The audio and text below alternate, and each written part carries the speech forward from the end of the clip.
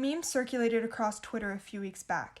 It featured Homer and Bart Simpson and read, "This is the hottest summer of my life. This is the coldest summer of the rest of your life." To the reader, it might come off as a lighthearted attempt to cope with the hot summer days. However, the gravity of the situation is a lot darker than a Simpsons-themed meme. In this report, the Intergovernmental Panel on Climate Change confirms that it is indisputable that human influence has warmed the climate system, raising global surface temperature. This is where the next generation of climate activists come in. They are approaching climate change through a series of school strikes, formerly known by its organization Fridays for Future. Fridays for Future is a global climate justice movement led by young people who are school striking and demonstrating every Friday to call attention to the climate crisis.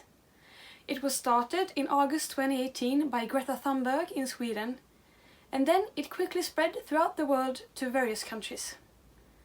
The largest global climate strike had over 7 million participants from all continents. That was Lydia, an organizer for Fridays for Future Gothenburg, Sweden.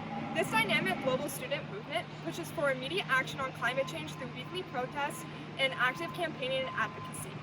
Just like Lydia and the people of Gothenburg, these movements are taking place all over the globe, including here in Kansas. Climate activism is more important now than ever, and is requiring representation from all over the globe since the recent changes in the climate are so widespread. The rapid and intensifying impacts are affecting every region on Earth, and many weather and climate extremes such as wildfires, flooding, and droughts have become more frequent and severe, causing devastation and threatening human security. So I had the opportunity to travel to Germany this summer, and while I walked the streets of Hamburg, I came across a climate camp. I sat down and interviewed Leo, a leader for Fridays for Future Hamburg, and one of the first questions I had for Leo was as a result of a tragedy that took place just a week prior. After the devastating floods in western Germany, more than 70 people are still missing. The official death toll stands at 181. Leo said that there is a direct line between climate change and extreme weather events. Climate change flooding has two root causes. In the case of Germany, the historic rainfall was the contributing factor. For heavy rainfall flooding, a warmer atmosphere can hold more moisture, and the weakening of the jet stream has a knock-on effect, causing slower-moving storms. In other parts of the world, the other cause of flooding is due to the melting glaciers. As the atmosphere rises in temperature, the melting glaciers cause catastrophic glacial lake outburst floods. Both of these factors, as European Commission President Ursula von der Leyen said, flooding is a clear indication of climate change. And the effects of climate change vary across Europe. In Sweden, the issues facing cities like Gothenburg are human-caused contributors to climate change. Essentially, it is humans threatening human security.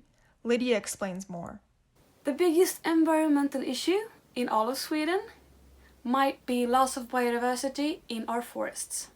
This is mostly attributable to the forestry industry cutting down old valuable forests, but also to climate change driving many species to extinction, and to farming that contributes to biodiversity loss and habitat destruction. These natural catastrophes are anything but natural.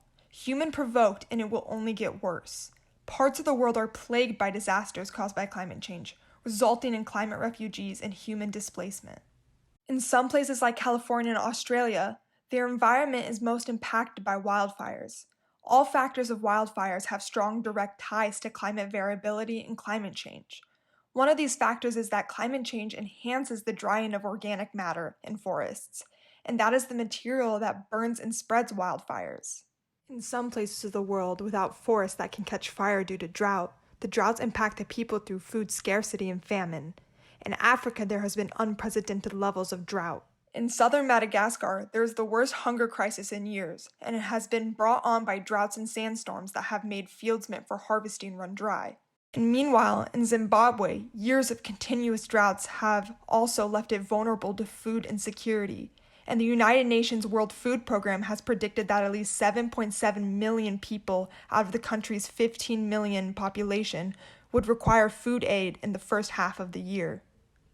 In other cases, much like Germany, Brazil faces the effects of climate change that are drastically different from Africa.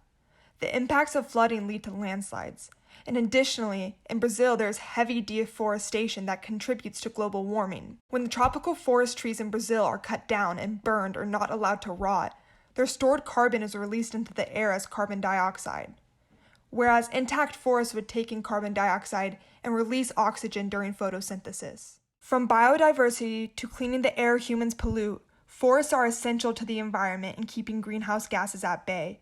However, with the practice of deforestation and forest degradation, global warming will continue on the path the IPCC has projected.